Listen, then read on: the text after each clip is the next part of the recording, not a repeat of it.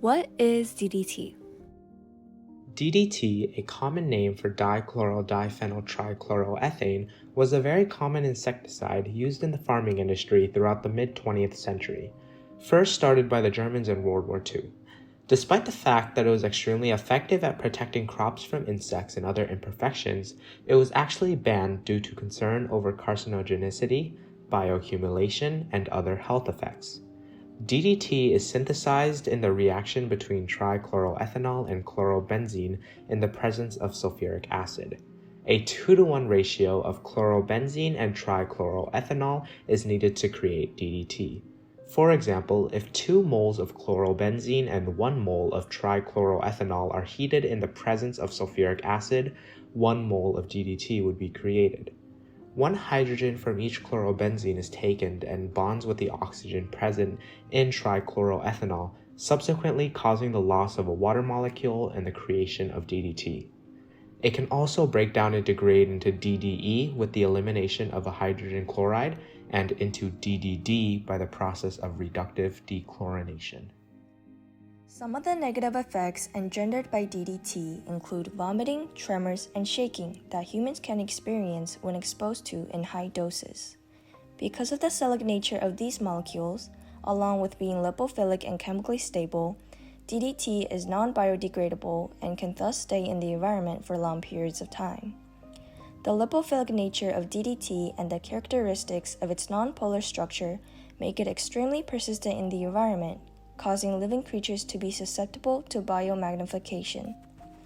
Because of how DDT can move up the food chain while being dissolved in fats of prey, there is a possibility of increase in the concentration by up to 10 million times from the amounts in bottom food chain prey. A destructive outcome of the biomagnification of DDT is the thinning of eggshells in North American and European bird species. Although the thinning mechanism is still not entirely understood, small advances have been made, and it is now known that DDE is the most potent reactant in which it can inhibit calcium ATPase in the shell gland membrane and thus reduce the transport of calcium carbonate from the blood into the eggshell gland. Overall, this reduces the amount of calcium produced in the eggs.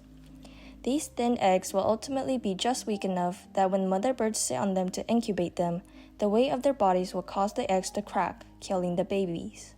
This would ultimately lead to mass declines in predator bird populations. DDT is part of a larger organization of pesticides that can be referred to as organochlorines. These compounds generally contain hydrocarbons along with more than one chlorine atom in their structure.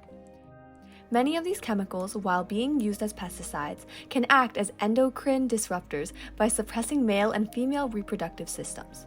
In fact, women who are pregnant that are exposed to high levels of organochlorines can often birth babies who are born with genital malformations, 92% of which are exposed in utero.